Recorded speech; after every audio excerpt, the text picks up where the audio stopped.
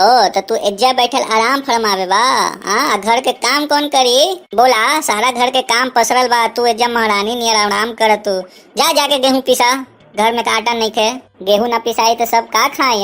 महारानी नियर बैठ गए हूँ, एगो काम न कर हूँ सुबह से। हम अभी जाके गेहूं पीस दी। का हो महारानी, हो गए गेहूं पिसाई? कितना देर लगे वो? और ना जल्दी से पिसलू ना तो तोरा खाना पीना बंद कर दे, हम समझ लू। जल्दी से पिसा, चला। तोरा माई बापा के पीसी का, जल्दी जल्दी हाँ चलावा। सासे बड़ा दुख दिए महतारी, मटिया के जतवा में गेहूं पिसावे, दूरे रे हो जाए रे मतारी।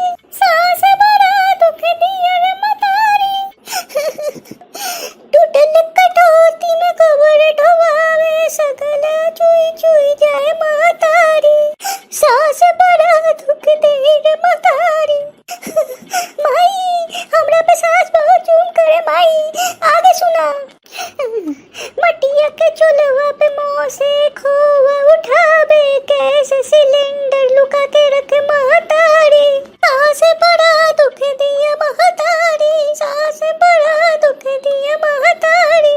बड़ा बड़ा मटका में पानी भरावे, कमर लचक लचक जाए महतारी, कमर में दर्द होए उठे महतारी। सास बड़ा दुख दिया महतारी, लोड़ा पवा में से मसाला कुटावे, सास बड़ा दुख दिया महतारी। हमरा के सास बहुत दुख दिया महतारी।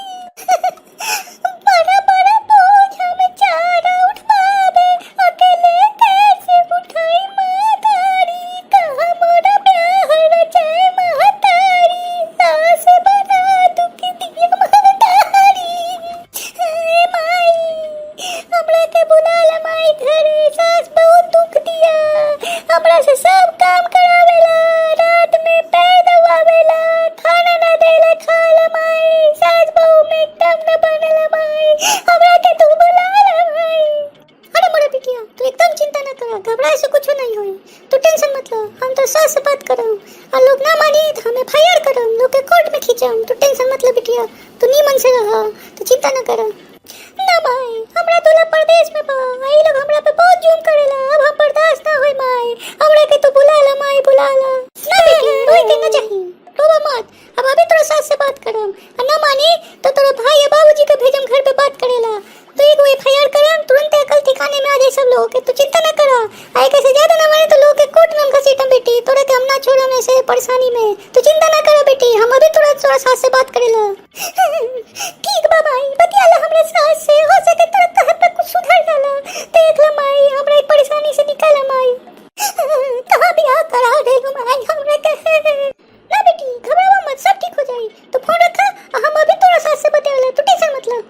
राम राम सबको, देख लेली ना तू सब हमरा सास हमरा के कितना दुख दी, और तू लोग हमरा के दुख कम कर सकेला।